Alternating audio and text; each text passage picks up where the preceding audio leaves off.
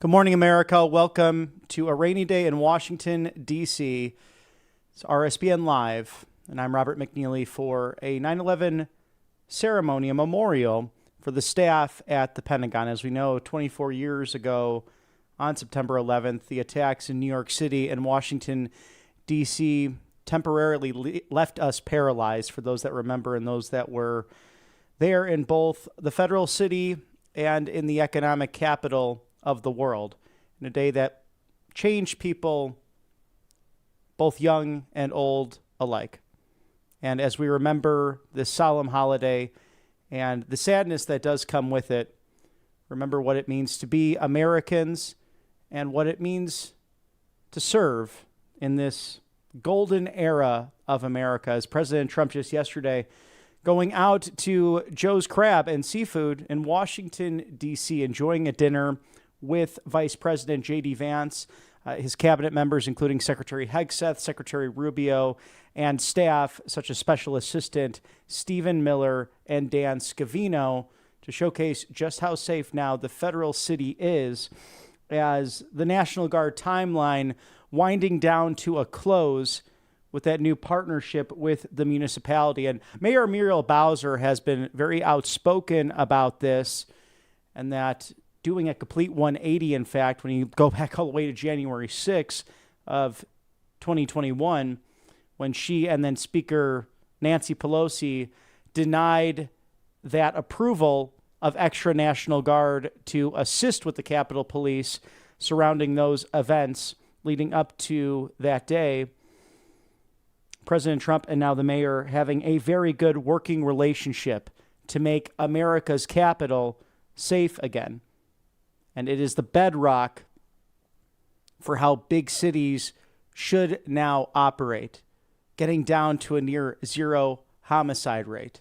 You know, Operation Midway Blitz is underway in Chicago, Illinois, and surrounding Midwest cities and municipalities in order to make America safe again.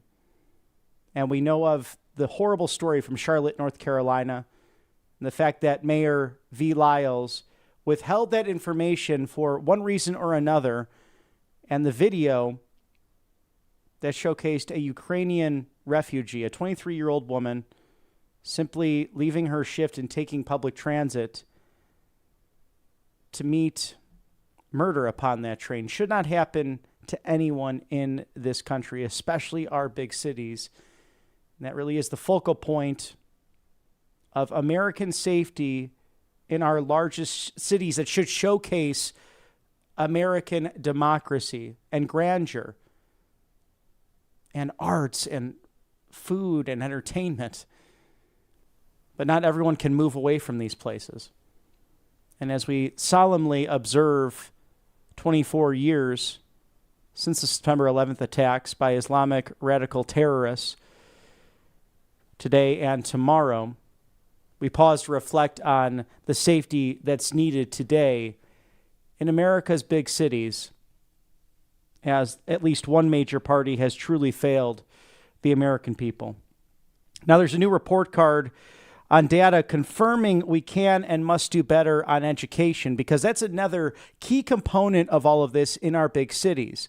We know the Democrats shut down many school systems and public school systems during the COVID lockdowns, especially in Chicago and through the Chicago Teachers Union and the National Teachers Union. Many of those students relied on those meals at school throughout the day. Many parents and households having dual incomes that either could not afford the child care or had to go to work and had nowhere to put their child during those lockdowns. It was an absolute travesty, especially in the city of Chicago. Now, the latest national assessment of educational progress, this is according to the White House, a nationwide test administered in 2024, underscores what President Donald Trump has been saying all along on education. We can and we must do better. These results released just today from the 2024 assessment were rather devastating. Just 31% of 8th grade students are proficient in science. Just 22% of high school seniors are proficient in math, the lowest score since the current assessment began. And just 35% of high school seniors are proficient in reading, the lowest score that's on the record. Since 1979, the United States Department of Education has spent over $3 trillion on public education and per pupil. Think about the staggering amount of money that's cost the American taxpayer, increasing by more than 245% with nothing to show for it since the Carter administration instituted the Department of Education. These standardized test scores have remained flat for decades, and United States students rank near the bottom compared to other developed nations in critical subjects like math. If you're a fan of the show The Newsroom with Jeff Daniels, if you remember that opening of moderating the right versus left panel, a great show that was written by Aaron Sorkin after The West Wing. And he had that real moment, his character, about how we are not the greatest country in the world anymore. And it's talking about these topics that were relevant over a decade ago with horrible legislation like No Child Left Behind. That was then Senator Ted Kennedy's premier grab of education to a federalized standard that did not work for every school district, that took power away from the teachers, the parents, and those local school boards and school districts who know what's actually happening in the heart of their zip codes. And that's why President Trump and this administration is challenging the status quo. That's why you have Linda McMahon, the Secretary of Education, focused solely on getting rid of her job. What other cabinet member has been that committed to that, to go into a mission to end the Department of Education and ultimately bring that back to the states and acknowledge the 10th Amendment and where state governments and local governments can do better than the federal government? Now, instead of a bloated federal system, the Trump administration is moving forward with a bold plan to return education back to the states. This is following that executive order earlier this year. They are best equipped to meet the needs of their respective students and provide every available opportunity for parents to enrich the education of their children through individual choice. And that's what this country is all about, is it not? Individual choice, not mandates, but rather it should be between you and your doctor, you and your school board, you and your city councilman. Founders had a great vision for this nation, that constitutional republicanism, the idea of law and order, and that we are all equal under God, and that these rights inherently come from him on high, not from government, then a very liberal idea, but an idea that stood the test of time for 250 years. We are by far not the first constitutional republic, but our founders tried to bring together what was best in each and every kind of Western civilized government leading up to that point of 1776. And it would behoove us to learn more about their knowledge of history, their love of that, and how they try to invoke that into the American experiment. It's right before our eyes. It's in our big cities. It's in the federal city, especially with the Greco-Roman architecture. And taking the best principles of Western civilization and piecing these together to make the American experiment happen. And now it's up to us to continue that mission. And is it not true, as President Abraham Lincoln said, that we will never be destroyed from the outside? Look what we've gone through in 250 years. Look what we have gone through in 24 years since the September 11th attacks. And the brave men and women who voluntarily signed up, including our vice president as a Marine, in order to protect and defend this country and to bring freedom to countless others. I was fortunate enough to watch a video actually just yesterday on Instagram that the Prime Minister of Iraq actually went to visit the rededication of two Catholic churches in that war-torn region, which was once Mesopotamia, an ancient civilization, which sadly with the American invasion of Iraq decimated many of those World Heritage sites. But it was wonderful to see that good development happening and that peace is coming to the Middle East with the work of the Trump administration. With the work as well being tough with friends and allies alike. And President Trump making it very clear yesterday with his own statements on True Social, but also with the press briefing by Caroline Leavitt to outline very simply in cut 6 that the Doha, Qatar incident and the Israeli strike was very unfortunate. But Hamas must come to an end. The radical Islamic terror that we've seen, ISIS, that was created thanks to the vacuum of George W. Bush and Barack Obama and their foreign policy, and then, of course, that of the neoliberal and neocon attempt at regrouping that through the autopen. Caroline Leavitt very clear on the statement read just yesterday where President Trump stood on that strike. I have a statement to read for all of you with respect to the Israeli strike in Doha, and here it is. This morning, the Trump administration was notified by the United States military that as Israel was attacking Hamas, which very unfortunately was located in a section of Doha, the capital of Qatar.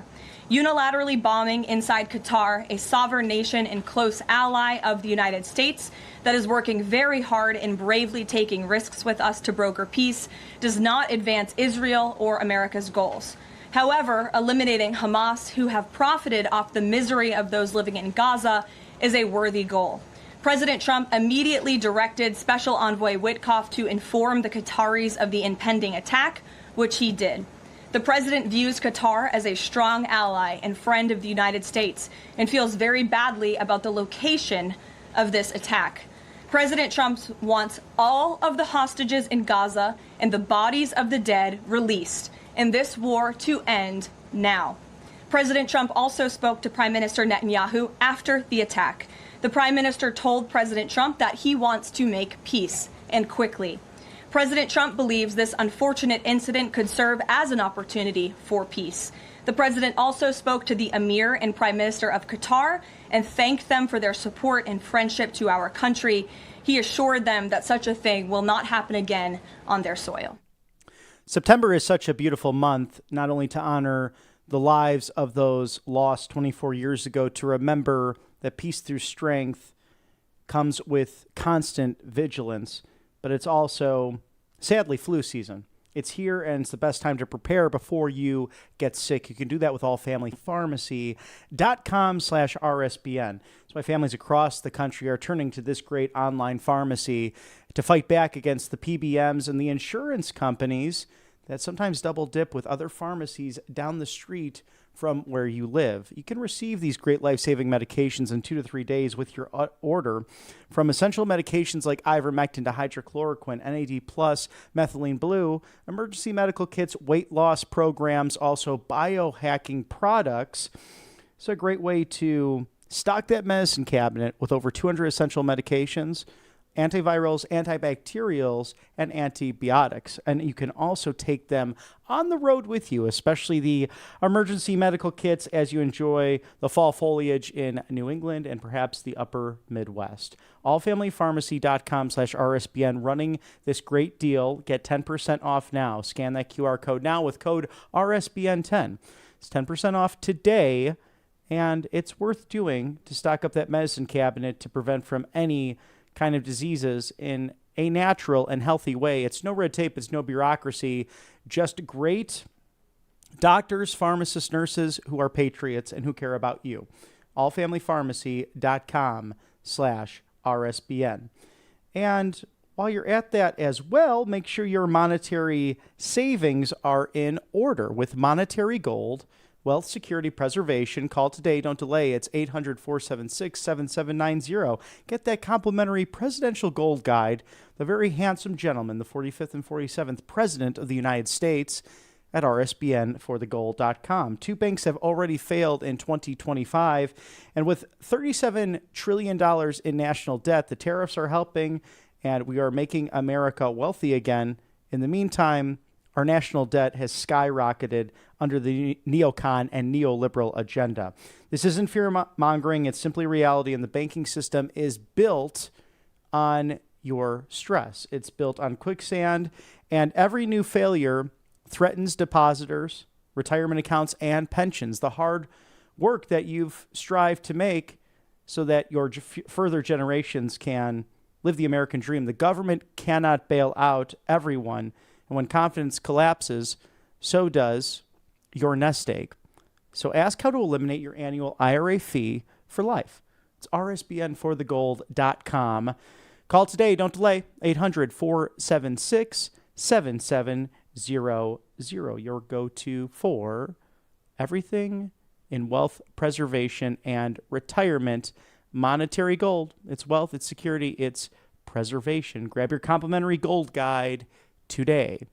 Thank you for sponsoring us here on the right side of history as we reflect upon 24 years since the 9/11 attacks, and not only dedicating the observance today of staff at the Pentagon who will gather together on this rainy day in Washington, D.C., but also tomorrow's observance on the actual anniversary with President Trump scheduled to visit the Pentagon and Vice President J.D. Vance and Second Lady Usha Vance scheduled to visit New York City and Ground Zero for the reading of the names that takes place every single year. Back in my neck of the woods, two names that you might be familiar with. Dan Schanauer, he was an officer in the Naval Reserves, and there is a beautiful memorial for him that you can find on the Naperville, Illinois River Walk, just west of the city of Chicago. A young man who was killed in action at the Pentagon 24 years ago. And it's just a gorgeous memorial with a piece of the Trade Center that actually sits on that river walk. And this time of year really reminds us of those clear blue skies and the beautiful day that was weather-wise in New York City. Very similar to the weather that happens in Chicago, Illinois this time of year. Those crisp mornings into those low to mid-70s days, even high 60s, and then into a cooler evening as the fall leaves begin to change in autumn. And too many good people perished, nearly 3,000 civilians, military, and also first responders 24 years ago today. And the untold story as well are those who have continued to lose their lives because of mesothelioma and the poisons that were at Ground Zero when the towers collapsed. So our thoughts and prayers are with all of those Gold Star family members. No one that has sponsored us here specifically, but one of those fantastic organizations you can support, T2T.org. It's Tunnels to Towers. Amazing work that they do to provide for mortgage-free homes and to take care of the first responder, whether it be fire to police, paramedics, or even our military, and those fallen souls and their family members when they do perish in the line of duty. A wonderful nonprofit to support as we remember 24 years later. You might also know the name Todd Beamer and Flight 93 that went down in Pennsylvania, the Commonwealth. And Todd Beamer was a graduate of Wheaton College, somewhere that was not far from my neck of the woods. And his youngest son, his wife was pregnant at the time when the 9/11 attacks happened. He never knew his father, but is on the football team at Wheaton College. So a special remembrance of his bravery and all of the individuals who prayed together the Lord's Prayer and then said, let's roll, to defend their fellow countrymen and to ensure that that plane did not strike perhaps the White House or another target that these Islamic radical terrorists had in mind. And we have to call it out for what it is and remember it for what it is. Not only the memory of the bravery of those souls that day, but also what caused it as we reflect 24 years later. And it brings to mind how American cities truly should be safe and how one party has not provided for that safety, whether it be through judges like Teresa Stokes, the North Carolina magistrate judge who released the monster who killed Irina Zarutska, a 23-year-old Ukrainian refugee, came to North Carolina with her mother. The Tar Heels stayed for a better way of life in the Queen City. And President Trump has seen the footage. He has seen the photos. And he seems to be genuinely disturbed from what happened with Cut 7, Mr. Producer. President Trump speaking directly on the topic from the Oval Office, in case you missed it. For far too long, Americans have been forced to put up with Democrat-run cities that set loose savage, bloodthirsty criminals to prey on innocent people, really very, very innocent people. In every place, they control radical left judges, politicians, and activists, and they've adopted a policy of catch and release for thugs and killers. In Charlotte, North Carolina, we saw the results of these policies when a 23-year-old woman who came here from Ukraine met her bloody end on a public train. And here's a picture of it. This is the picture of it. And this is a picture of the woman, a beautiful young girl that never had problems in life, with a magnificent future in this country. And now she's dead. She was slaughtered by a deranged monster who was roaming free after 14 prior arrests. We cannot allow a depraved criminal element of violent repeat offenders to continue spreading destruction and death throughout our country. We have to respond with force and strength. We have to be vicious just like they are. It's the only thing they understand. 24 of the top 25 most dangerous cities in America are run by Democrat mayors.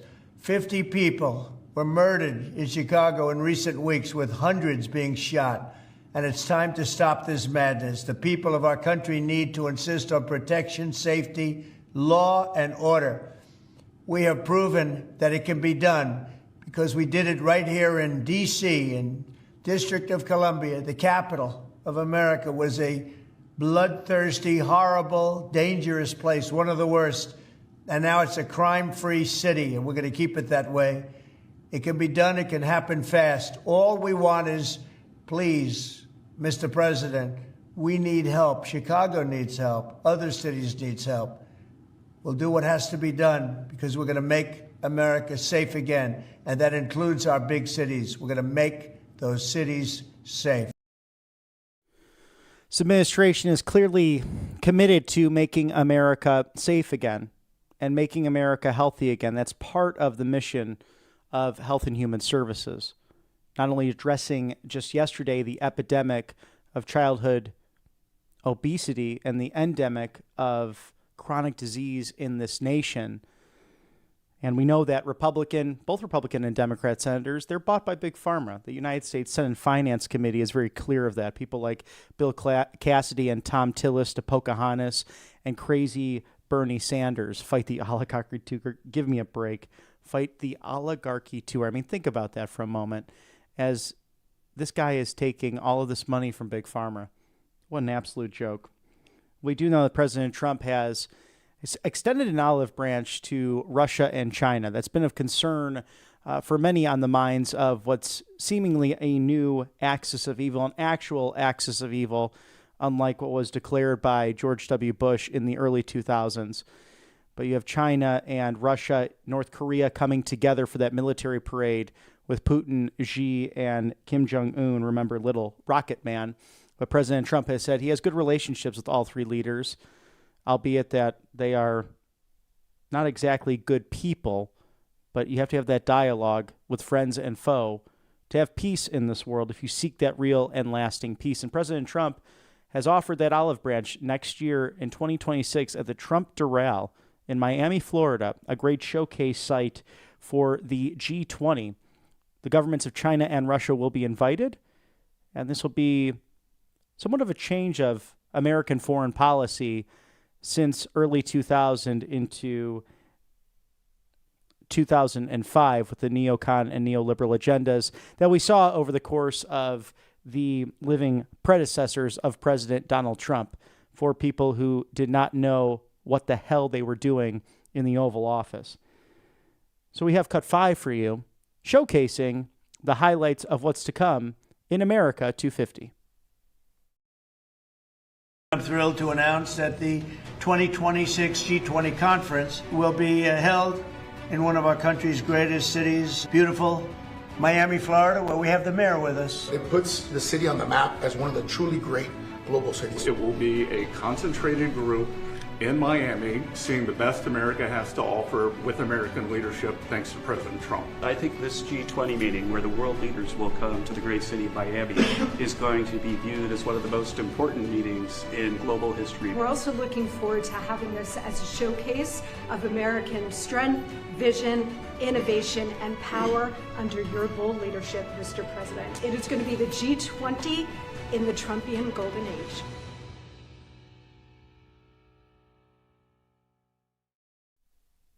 And Miami Mayor Francis Suarez doing an outstanding job to grow that city, to showcase the very popular sport of soccer. It really will be the capital of soccer in the United States, with the Cuban American population and those of Eastern European heritage, among many others, calling Miami home. Will be a great location at the Trump Doral for that very important G20 next year in the 250th birthday of America.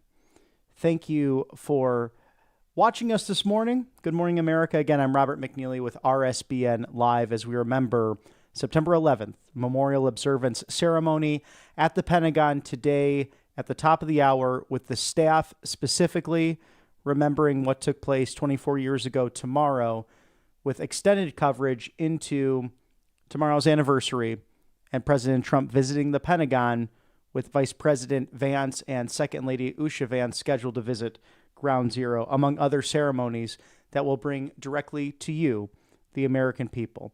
If you like what you see here at RSBN, the live desk and original programming focused on bringing you content inside and outside of the Beltway of the government you put back into place, a constitutional government, on November 5th of last year, into those early morning hours of November 6th, 2024. I'm sure you stayed up for it. I was up for about 24 hours that day. It was a wonderful conclusion to a campaign experience and a rally network that has now become your go-to live desk. rsbnetwork.com/donate or text RSBN to 801-801. We also have a physical address if you would like to send in a check or a money order, perhaps cold hard cash, which I don't recommend nowadays in case it gets lost. But that is 1550 Opelika Road, Suite 6, Box 344 in the loveliest village on the plains. It's Auburn, Alabama. 1550 Opelika Road, Suite 6, Box 344, Auburn, Alabama, 36830. Again, thank you for sponsoring us here and supporting us to keep our mission against legacy media. And we're all about many voices and free speech, and we believe that the more voices, the better, even the wild, crazy ones out there, so that we can ultimately defeat far-left globalism through common sense, through knowledge, through study, and through bringing you this unbridled access to your 45th and 47th President of the United States, your 50th Vice President, and the 119th Congress, as we get shots there from last year. What a wonderful campaign that was, historic, and one that was quite the roller coaster, but President Trump persevering along with the Trump family, bringing together the young Vance family, the third youngest vice president in history, in order to make America great again. So thank you for celebrating with us today. It's a beautiful day here in the loveliest village on the plains, a brisk morning, about 68 degrees, with sun shining across the plains. Not so much the case for Washington, D.C., the federal city, a bit foggy, some rain, but those showers can bring flowers even in the fall and the autumn. It looks like it's raining sideways there, so a bit uncomfortable if it's an outdoor commute. But soon we will be acknowledging the memorial ceremony at the Pentagon, so stick with us today as we begin our remembrance. And a week that's been, a bit gut-wrenching, I think, for a lot of us, and twisting our heartstrings for the Ukrainian refugee It's amazing to me the silence from those who preached about Ukraine this and Russia hoax. Almost nothing in the legacy media, especially outlets like the New York Times, where you can't find Irina Zarutska's name. You can't find anything on what took place there. You have a mayor, V. Lyles, who, per her ex post, said she withheld that information and that footage, and thanks to her media partners and the police in the Queen City for doing that. If we rewind back to 2014 and Laquan McDonald, which really launched the BLM narrative, that's why Rahm Emanuel did not run for a third term for the mayorship in Chicago, because the far left went after him for withholding that, in their view, protecting the police. But as that investigation was underway, for some reason, that had to get out there. And as tragic as that was, I don't like to compare apples to oranges, but Laquan was under the influence, and he lunged at a police officer with a blunt, sharp object. That officer protected himself and his team after giving countless lawful commands to stand down and to drop the weapon. But you have people like Benjamin Crump, a so-called civil rights attorney, who perpetuates this narrative of police violence on black people. The narrative has been proven false. It led to what we saw in Missouri and the hands up, don't shoot narrative. And while there's tragic situations and there's definitely opportunities where there need to be police reforms, as Senator Tim Scott worked on during 2020 and during the BLM George Floyd riot Summer of Love, where people like Governor J.B. Pritzker of Illinois told you to mask up, to stay away from church, stay away from the gym. God knows he needs to go to a gym. And instead, he went to his southern Wisconsin horse farm so that he and his family could enjoy the horseback riding. But you had to stay at home. You could barely go out and get groceries. Truly insanity as their cities burned, and they smiled about it. Look at the Democrats' last candidate for vice president, Governor Tim Walz. His wife, the First Lady of Minnesota, and the incumbent sitting governor said that they opened their windows and smelled tire fire and enjoyed that because it was bringing change to Minneapolis. It's my view that at that moment, the National Guard should have been sent in then, as those were national emergency situations. And the Guard should have been federalized at that time. But it shows you that this administration has constraint, has control, and that everyone in elected office, regardless of Republican and Democrat, should be working with this administration to make America's big cities safe again. We're sadly at that 24th anniversary of 9/11.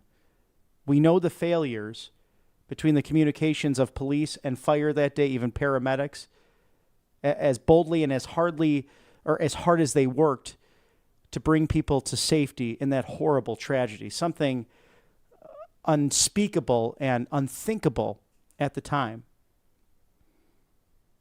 And you continue to have a major party that runs these big cities that is more interested in power and their bottom line rather than the lives of countless individuals, regardless of demographics and backgrounds. It's so sad to think that people can leave a war-torn area like Kiev, Ukraine, get onto a public transit commuter train, and unbeknownst to them, lose their lives just moments later from a maniac that was released on countless occasions because of far-left prosecutors, because of Teresa Stokes, the North Carolina magistrate judge. And thank God that Attorney General Pam Bondi has now made this a federal prosecution, taking it out of the hands of local prosecutors because they refuse to protect innocent American lives and innocent refugee lives as a result. People coming here for a better way of life. That's what this nation is all about. So we reflect upon that and the reforms that need to be made immediately.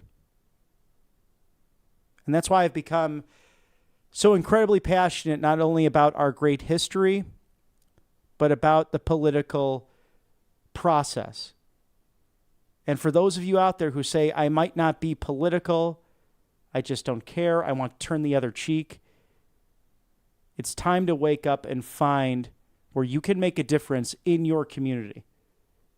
You are nothing short of a superhero when you pursue city council and school board and local municipal races with what's going on in America. We're experiencing it even here in Auburn, Alabama, as a beloved retired 59-year-old professor was out walking her dog on Saturday in a nearby park and murdered by someone who should not have been released and who, again, had a rap sheet where he should have been behind bars, but he liked her red truck and thought that should be mine. What is happening in America right now? And it's still my belief that most people in this great country, they are good people. We saw it on the campaign trail. But I behoove you, please, please, please be aware of all of your surroundings, whether you're in small town America to the big cities, especially the women out there. If you're out for a jog, just take the earbuds out and be aware of your surroundings. And be aware of these people that have no value for human dignity or life as we reflect upon remembering the lives lost 24 years ago tomorrow. It's a rainy day in Washington, D.C.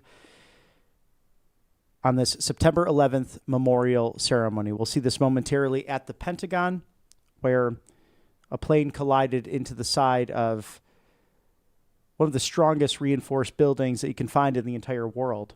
Only 5 stories, and then there's a very large basement as well to it. We saw some of it with the Athletic Center in the Bobby and Pete Challenge with Secretary Hegseth and Secretary Kennedy going down there for the pull-ups and the push-ups. And on a lighter note, isn't it great to have a Secretary of Defense, well, really now Secretary of War, Pete Hegseth, thanks to President Trump's executive order, who can do PT with the troops. It's much different than we've seen over the course of the last quarter century with those suits and those TV generals, as President Trump has put it. Remember Mark Milley, who was in the first administration as general of the Joint Chiefs of Staff, who allegedly conspired with his Chinese counterpart outside the chain of command? Will he be prosecuted for high treason? What about people like Senator Adam Schiff, who I think needs to be questioned for his mortgage scandal, the same idea that they attempted to prosecute President Trump on when it came to Mar-a-Lago, claiming 2 residences at once full-time. But we know that the pencil neck senator from California claims residence in California and Maryland. Interesting, that liberal privilege that Don Jr. wrote about in his best-selling New York Times book. It's incumbent upon us to preserve this great experiment of America as we dive into the news of this week. And President Trump continues to celebrate combating radical Islamic terrorism, which became a household name 24 years ago this week, with another hostage released. Cut 3, Mr. Producer, on Truth Social, specifying that Hamas continues to be dwindled in Israel's war against them, but the president pleased to report that Elizabeth Surkov, a Princeton student whose sister is an American citizen, was just released by militant Hezbollah and is now safely in the American embassy in Iraq after being tortured for many months. I will always fight for justice and never give up. Hamas, release the hostages now. President Trump has proven that in his due diligence and in the strikes with those who funded this Hamas rebel alliance in Iran back this summer to knock out those nuclear sites that literally saved humanity as we know it and brought to an end the 12-day war between Israel and Iran. India trade continues to grow as well between the United States and between this BRICS member that in many ways cannot be trusted. The Indian people are very good people, but there is this balance, and they are fighting for their currency and fighting for themselves first. And that's why you need someone like President Trump to open the markets, but also to use the tariff threshold to trade with the Indian government. As he stated on Truth Social, Cut 2, I am pleased to announce that India and the United States of America are continuing negotiations to address the trade barriers between our two nations. I look forward to speaking with my very good friend, Prime Minister Modi, in the upcoming weeks, and I feel certain that there will be no difficulty in coming to a successful conclusion for both of our great countries. And as President Trump continues on the trade front with a number of different nations, he's also praising the redrawing of the Missouri maps, Cut 1, showcasing that Missouri's incredible Republican state legislators who just overwhelmingly voted to pass a new law and their new, a much fairer and improved congressional map. It was the great honor to win Missouri 6 times, including the primaries 2016, 2020, and 2024, getting the highest number of votes of any office holder in the history of the state. And this new map will give the wonderful people of Missouri an opportunity to elect an additional MAGA Republican in the 2026 midterm elections. The Missouri Senate must pass this map now as is to deliver a gigantic victory for Republicans in the Show Me state. And across the country, I will be watching closely. Thank you, Missouri. Make America great again. And look at all that red with that little sliver of blue that's just St. Louis. Maybe we can get some young Republicans in that St. Charles, Missouri area right outside of St. Louis to maybe move to the city and make St. Louis great again. They are home to the worst baseball team in American history. I'm just having some fun there as a Chicago Cubs fan. The great rivalry with the St. Louis Cardinals. Truly a great team, but a beautiful city as well that can be made great again. But look at that map. A lot more fair than, say, just next door in the prairie state of Illinois with the 13th Congressional District that Noah Kindergartner did not draw it. Governor J.B. Pritzker and his lobbyists saw to it that you would have unfair maps. After he endorsed the fair map process, he lied about that and then signed it into law in 2021. And it took comedians to state that the 13th Congressional District of Illinois looks like an earthworm on LSD. And as funny as that might sound, it does a disservice to those who actually live in the district. And it's countless different people that live throughout the Chicago Metroplex, where you have Wrigleyville that is also represented in the same congressional district as the exurbs. So the suburbs that are way out there, almost 40 miles plus away from the city of Chicago. When you get into farmland and different priorities for different residents of the great state. So we've seen gerrymandering in action. Here's the difference. They're actually doing it the legal way in Texas and Missouri. They've done it in an extraordinarily unfair way in Illinois and California. And it's nice to see for once that the Republican Party, through the leadership of President Trump, actually fighting back in this process. And we've analyzed this very topic with our dear friend Jim Paff, president of the Conservative Caucus, just on this topic of gerrymandering, which has now become a household term. The Democrats want to federalize everything. It's become very clear, unless it has to deal with Washington, D.C. and home rule, because they want the federal city to become a state so they can put 2 Democrat senators because it's over 90% Democrat registration. They also seem to be against ICE. So with the exception of those 2 issues, you have a situation where the Democrats want to literally federalize every single issue in this country. They don't care about states' rights. They don't care about local municipalities.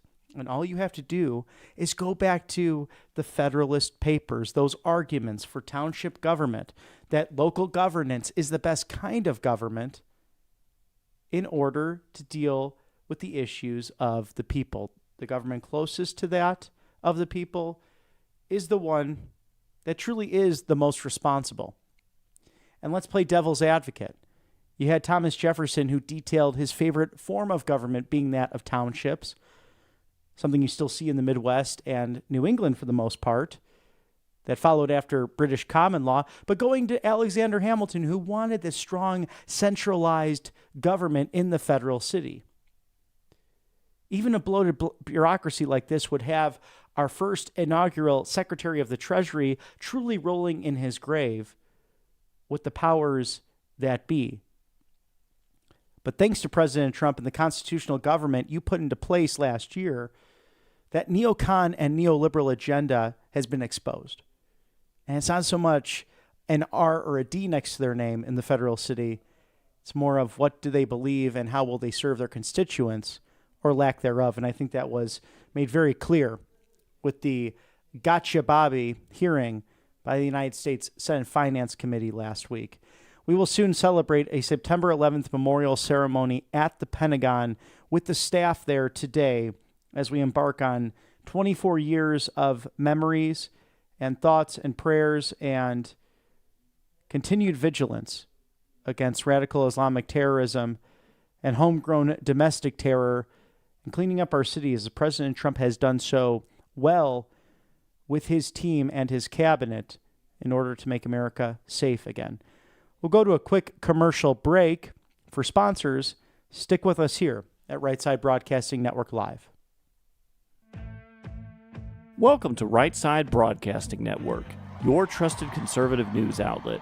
At RSBN, we deliver the truth when the mainstream media falls short. Since 2015, we've proudly broadcasted every single one of President Trump's iconic MAGA rallies, bringing you the excitement and energy live before anyone else. By watching RSBN, you get an unfiltered front row view of the action on the ground. We interview the crowds to give a voice to millions of Americans just like you. We show you President Trump's speeches in their entirety, free from interruptions and censorship. We cover the stories that matter to you with the integrity and passion you deserve. Thank you for choosing RSBN as your home for America First News. Together, we stand strong, united, and informed. So join us and be part of the right side of history. Hey y'all, it's Silk from the Diamond and Silk Chit Chat live show. Look, don't forget to check me out right here on RSBN Network. Be sure to watch the show on Right Side Broadcasting Network, and I want you to support Right Side Broadcasting Network. Yes, it's imperative that you do so, okay? I look to see y'all soon. Bye-bye.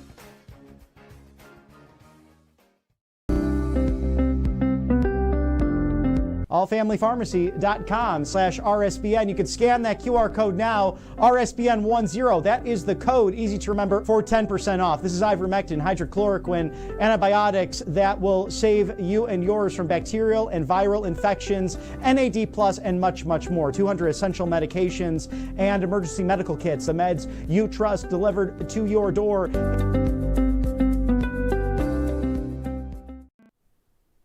Welcome back to Right Side Broadcasting Network Live on a rainy day in the nation's capital.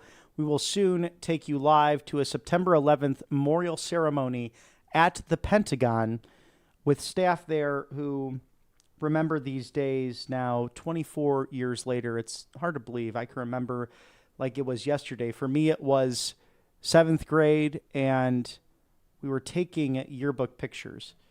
And I remember the intercom and the principal coming over it and saying, it's a terrible day in American history as there's been an attack in New York City. I thought, wow, really something terrible that took place. No one was really sure at the moment. I can remember just after 9 o'clock Central Time, everyone taking it in. And then there was a TV in the Commons Lounge where the students ate lunch. And I remember that television being turned on, and at that point in time, the first tower had gone down, but then the second remained. And when that went down, then the teachers decided, let's just turn this off and let's go to class and take it period by period, moment by moment. Now, what's interesting about that time, almost none of us had cell phones, of course, in 2001, at least the students. And so many of our parents were doing business in New York City on a regular basis, being in the Chicago, Illinois area. And I can remember the phone calls that were pouring in from the school to the staff to inform students to tell their children that they were okay, even though they were in New York City, in Manhattan, on that September 11th of 2001. And what happened for us was something I will never forget. The staff there really telling human stories, and almost every class beginning not in instruction, but love of country, love of their vocation in teaching, and also if they were parents themselves and how they simply wanted to be with their children immediately. And so that day led to a cancellation of all after-school activities, and we dove into a seemingly new reality of what America would be like with terrorists striking in such a horrific way.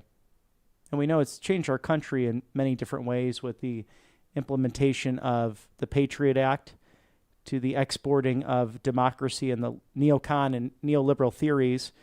And much of that can be argued as to why that all came to be. But there was definitely enhanced surveillance as a result.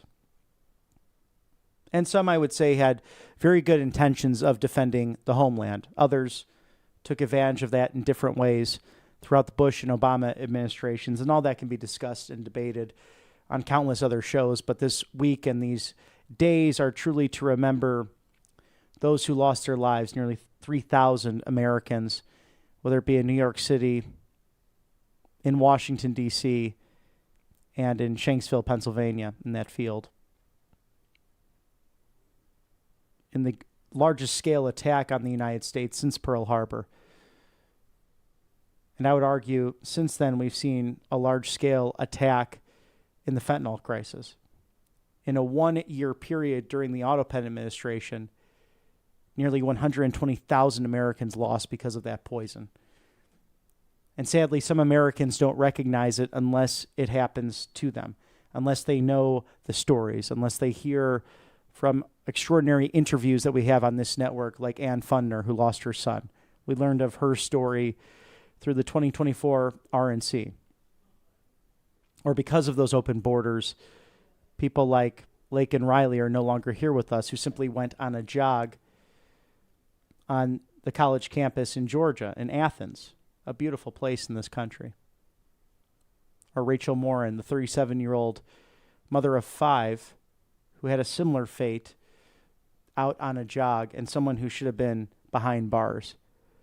So a different kind of war front from what we saw on September 11th of 2001.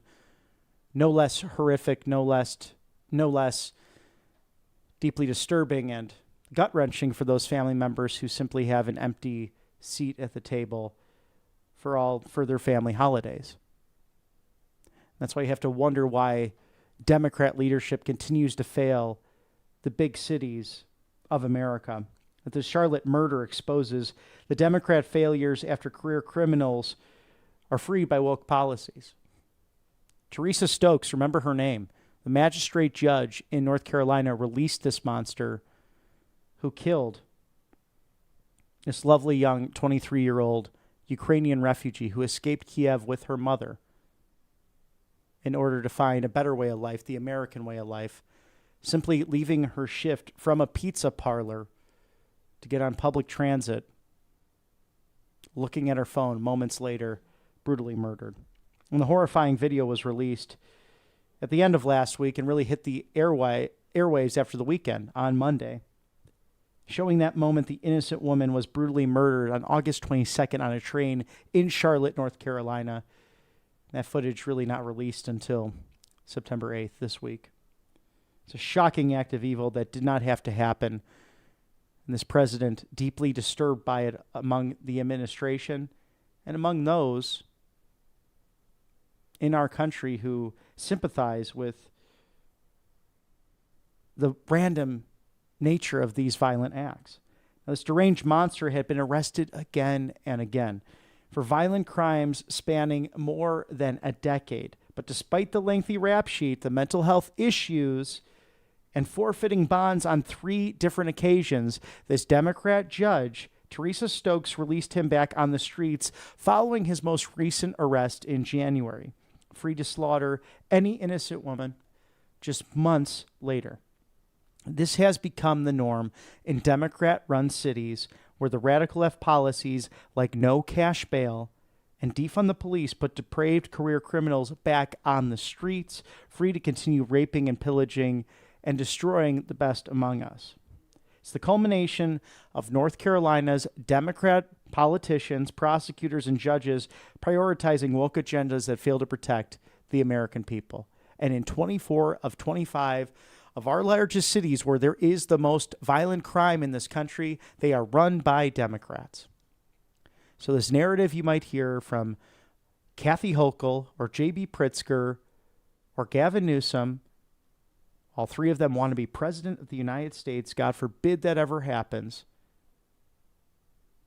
Where, this might be a red state. These are blue jurisdictions run in municipalities by Democrats who continue to fail their voters. Now, in 2020, the Charlotte City Council launched an initiative to reimagine policing, which includes diverting 911 calls away from the police department. That makes sense. In 2020, then Governor Roy Cooper, who wants to be the next United States Senator from the Tar Heel State, established the Task Force for Racial Equity in Criminal Justice, then co-chaired by Attorney General and current Governor Josh Stein, which he's condemned these horrible attacks as well, but regardless, his policies helped lead to this. Reimagining public safety to promote diversion and other alternatives to arrest. De-emphasize some felony crimes, prioritize restorative justice, whatever that means, and eliminate cash bail for many crimes. Why would you do such a thing?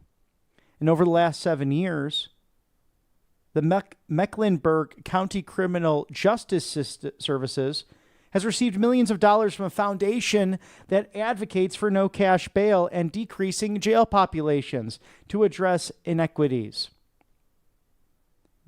Mecklenburg County hired equity and inclusion consultants to address racial disparities at all levels of the justice system and of its Office of Equity and Inclusion lists, reducing racial disparities and disproportionately within the criminal justice system as among its goals. Now, in 2020, Charlotte Mecklenburg Police Chief Johnny Jennings said, law enforcement in general is based on racism, and their department can probably slow down on discretionary arrests. What a stupid statement.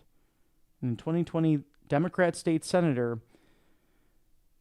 Mujtaba Muhammad, who represents Charlotte, declared independence from rogue police. As President Trump said today, there are evil people. We have to be able to handle that.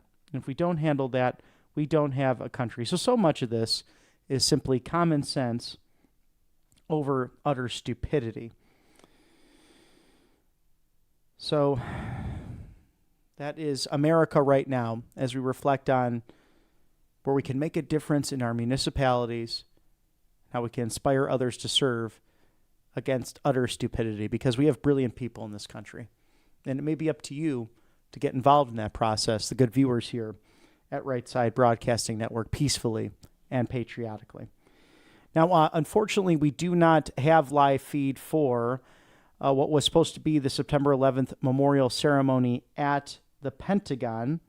So we will wrap this broadcast up for now. Stick with us later today as we have original content and programming in the 1 o'clock to 3 o'clock hour with yours truly and Mr. Matthew Alvarez coming in for the second half of that with some outstanding interviews and also analysis of the news of the day and this remembrance as we begin our heartfelt condolences and prayers for those lives lost on September 11th of 2001, a day which is seared into our memories for those who remember what took place, and for the brave and heroic people to always be thankful for our police, our firemen, our paramedics, our military, who are willing to go in to harm's way, including right now, with Operation Midway Blitz and our very brave ICE agents who are simply trying to make America safe again.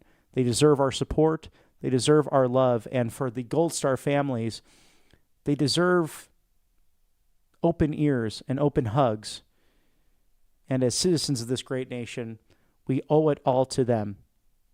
At the bottom of this hour, 10:30 on the East Coast. It is 7:30 on the West Coast. Stick with us today at Right Side Broadcasting Network. We will be back with you live at 1 o'clock Eastern this afternoon on a rainy day in Washington, D.C., as we remember September 11th and Irina Zarutska and those who have lost their lives this week due to far-left stupid criminal policies who released these monsters onto our streets. Stick with us here at Right Side Broadcasting Network as we bid you adieu this morning. We'll be back with you this afternoon. Have a wonderful Wednesday, and we will see you back in a few hours.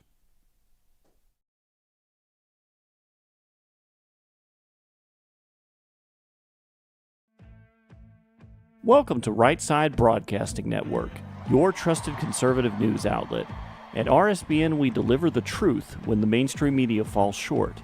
Since 2015, we've proudly broadcasted every single one of President Trump's iconic MAGA rallies, bringing you the excitement and energy live before anyone else. By watching RSBN, you get an unfiltered front row view of the action on the ground. We interview the crowds to give a voice to millions of Americans just like you. We show you President Trump's speeches in their entirety, free from interruptions and censorship. We cover the stories that matter to you with the integrity and passion you deserve. Thank you for choosing RSBN as your home for America First News. Together, we stand strong, united, and informed. So join us and be part of the right side of history. Tired of being told no by your doctor, your pharmacy, or worse, your insurance company? You're not alone. Millions of Americans are waking up to a broken healthcare system. That's why more and more people are turning to All Family Pharmacy. We believe in medical freedom. We deliver the prescription and the medication, all from licensed U.S. doctors and pharmacists, from ivermectin and trusted antibiotics to maintenance medications, even NAD+, the revolutionary anti-aging supplement. Use code RSBN10 at checkout for 10% off your first order.